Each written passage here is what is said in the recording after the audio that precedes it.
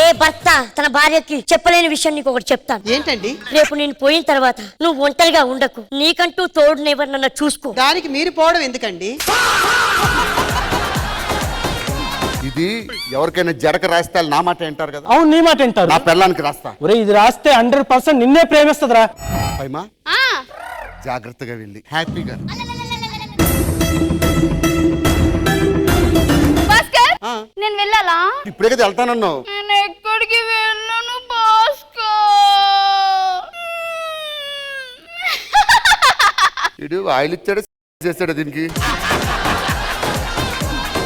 I love you చెప్పు. I love you. I love you to. Toilet వస్తుంది, bathroom వెళ్తా. నేను వస్తా. నేను హనీమూన్ వెళ్ళట్లేదు, ఇద్దరిని తీసుకెళ్ళడానికి. టాయిలెట్. నీకు నేనంటే ఇష్టం లేదు. I love you.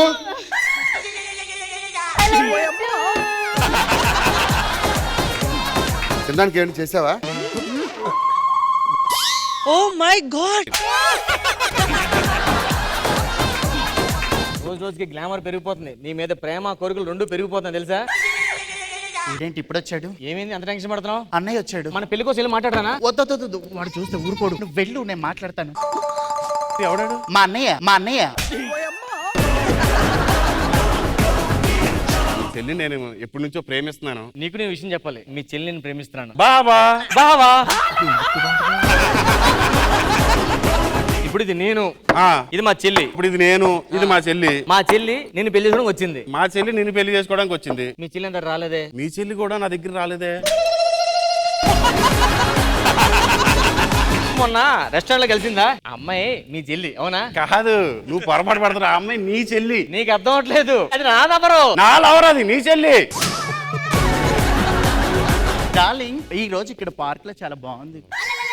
ఏమైంది డార్లింగ్? ఎవడాడు? మా అన్నయ్య. ఈడెవడు? మా అన్నయ్య. ఈడెవడు? మా అన్నయ్య.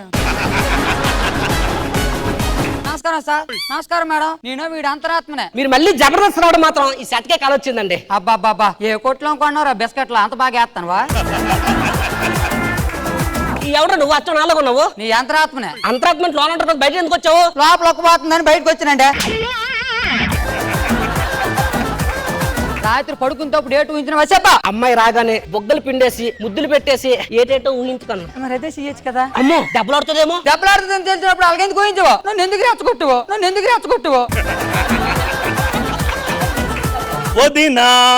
ఎక్కడా బాబు, ఏంటి అలా మొహం చాటేస్తున్నావు? నీకు తెలుసు కదా వదినా, పొద్దున్నే లేచి నీ ముఖం చూసి అలవాటు నాకుందని. అలవాటు మార్చుకో నాయనా. ఎందుకు వదినా? రోజు నీ మొఖం నేను చూడలేకపోతున్నాను. అమ్మాయి చాలా పద్ధతిగా ఉంది. నీ సెలక్షన్ అంటే ఏంటో అనుకున్నాను గానీ మంచి సెలక్షన్. అది పిల్లగా తల్లి. ఏమబ్బీ జబా, అవునమ్మి, నీకెలా తెలుసు? నీ జీతంతో దాని జీవితాన్ని నాశనం చేసావు కదరా. అక్క, మీకు ఇంగ్లీష్ సాంగ్స్ వచ్చా? అయితే మా ఇంద్రజ గారి కోసం ఒకసారి పాడు. Happy birthday to you.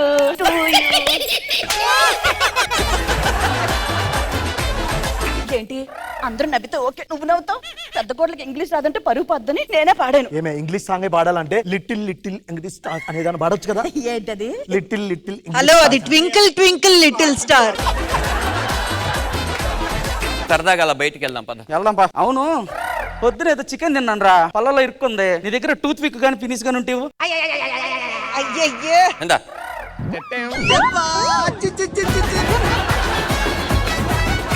వచ్చేసిందిరా, ఇదిగో ఫినిష్ పెట్టుకో చెప్పుకి. నువ్వు నోట్లో పెట్టుకొని ఎంగిల్ చేసిన ఫినిష్ ని నా చెప్పుకు పెట్టుకోమంటావా? అమ్మాయిని ఏదైనా డాన్స్ మాయ గారు, అమ్మాయిని ఏదైనా డాన్స్. ఆడపిల్లంటే ఇంకా పెళ్లి చూపుల్లో ప్రతిసారి పైకి లేచి డాన్స్ చేయడమేనా? అమ్మాయి నన్ను కోటప్ప కొరంలో తిరునాళ్ళలో తిప్పుతావా? నా పేరు మూర్తి. షష్ఠి పూర్తి చేసుకుందాం అనుకుంటున్నాను ఈ రోజు. కాస్త నీరసంగా ఉంది. ఆ గూట్లో పెట్టిన పళ్ళు తినొచ్చు కదా. గూట్లో పళ్ళు తినాలంటే ముందు నోట్లో పళ్ళు ఉండాలి కదా. షష్ఠి పూర్తి అంటే మన ఇద్దరమే చేసుకుంటే ఏం బాగుంటుంది? మన క్లాస్మేట్స్ అందరినీ కూడా మనం పిలుద్దాం. ఇప్పుడు మన క్లాస్మేట్స్ ఎవరున్నారు? సుశీల, శారద, చంద్రిక. వాళ్ళు మాత్రమే కాదు, నరేషు, సురేషు, మహేషు, వీళ్ళని కూడా పిలుద్దాం. చూసారా ఎంత మంది మగాళ్ళు పెళ్లి. మీరు చెప్తే లేనిది మేము చెప్తే మాత్రం మీకు గుండెపోటు వచ్చిందా?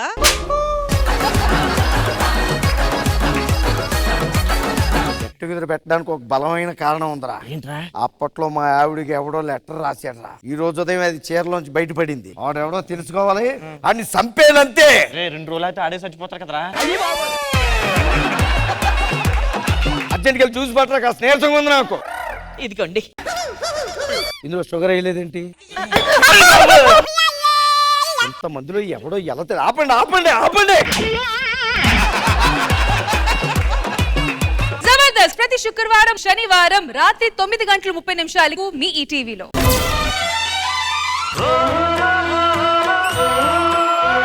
మమ్మీ చనిపోయిన దగ్గర నుంచి ఎవరు పట్టించుకోలేదు.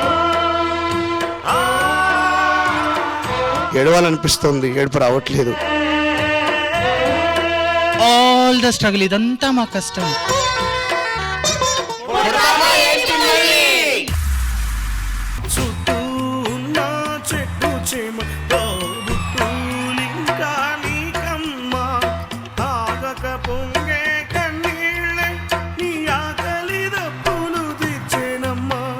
ఏడవాలనిపిస్తుంది, ఏడుపు రావట్లేదు.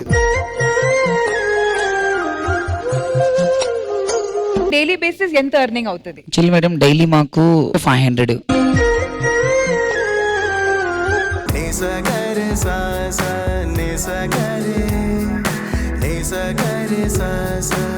ఇది ఇవేంటండి ఇవి? వర్షాకాలం కదా, వానపాములు వచ్చాయి. చాలా డిఫికల్టీతో ఉన్న ఒక పర్సన్ వచ్చి గోరంటాక్ ఎలా పెడుతుందో చూడు.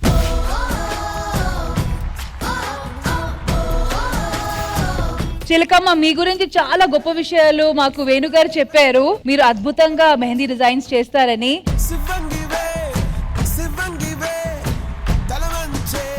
సెల్ఫ్ గానే నేర్చుకున్నాను. కరోనా వచ్చింది, మమ్మీ చనిపోయారు. మరి నీకు సపోర్ట్ ఎవరు ఇప్పుడు? డాడీ ఉన్నాడు.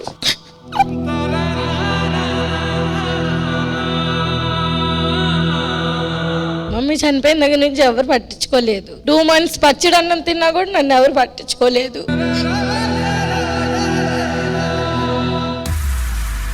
ప్రియ రాగాలే గుండెలోన పొంగుతున్న ఈ వేళ, ప్రియ గానాలే కన్ని ప్రేమ దోచుకున్న శుభవేళ.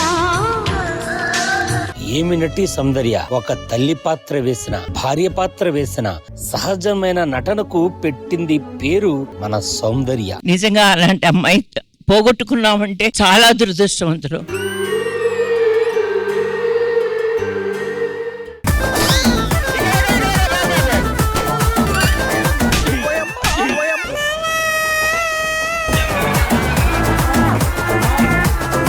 బుగ్గలు పగలు కొట్టడానికి ఇంత కష్టంగా ఉంటే ఇదే వీల్ చైర్ మీద కూర్చొని ఇంటర్నేషనల్ మెడల్ సాధించాడు ఒక అబ్బాయి.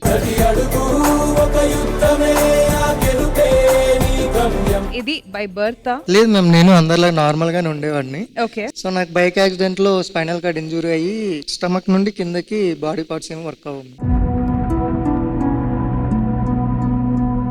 ఇది ఎలా చూస్ చేసుకున్నారు? వీల్ చైర్స్ లో కూడా గేమ్స్ ఉంటాయని నాకు బెంగళూరు వెళ్ళాకే తెలిసింది. నేను యూట్యూబ్ లో వీడియోస్ అన్ని చూసి, మా సీనియర్ ప్లేయర్స్, సో వాళ్ళ గేమ్ చూసి అప్పుడు డిసైడ్ అయ్యాను, పుడతామా ఏంటి మళ్ళీ.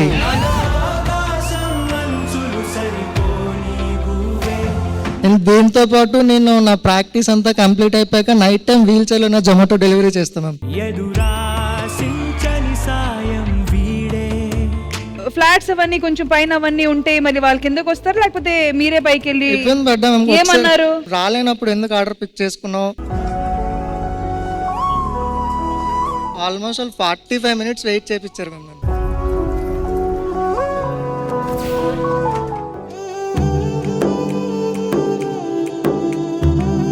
మమ్మీ, నా బ్యాంగిల్స్ కనిపించట్లేదు. ఎక్కడ పెట్టాను? ఎక్కడ?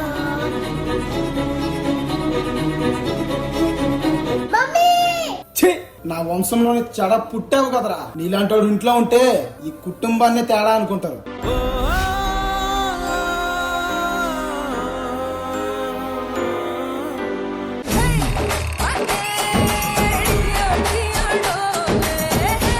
పదండి, ఇంక డ్యూటీ ఎక్కుదాం.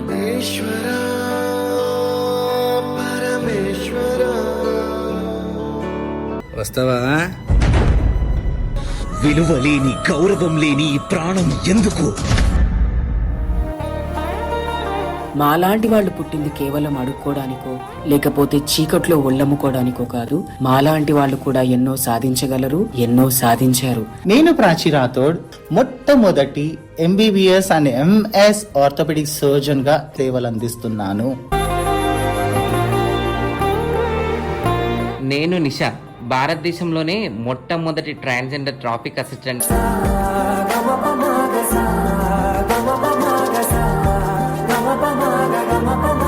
ఫ్రాంక్ గా చెప్తున్నాను, ఒక్కొక్కరు 10 రూపాయలు బిచ్చం వేస్తేనే నేను చదువుకొని ఈరోజు డాక్టర్ అయ్యా. ఒంటరినై అనవరతం అంటున్నాను నిరంతరం, కలల్ని కథల్ని మాటల్ని పాటల్ని రంగుల్ని రంగవల్లుల్ని కావ్య కన్నెల్ని ఆడపిల్లల్ని జగమంత కుటుంబం నాదే, ఏకాకి జీవితం నాదే. టాలెంట్ అనేది మనలో ఉంటుంది సార్. మనకు దేవుడిచ్చిన లైఫ్ ఇది, మనం దాన్ని అంతం చేసుకోకూడదు. మన లైఫ్ ని మనం చూసుకోవాలి, అలాగే ఎదుటి వాళ్ళ గురించి కూడా ఆలోచించాలి. ఇది నా మాట. పొడతామా ఏంటి మళ్ళీ, పొడతామా ఏంటి మళ్ళీ. జగమంత కుటుంబం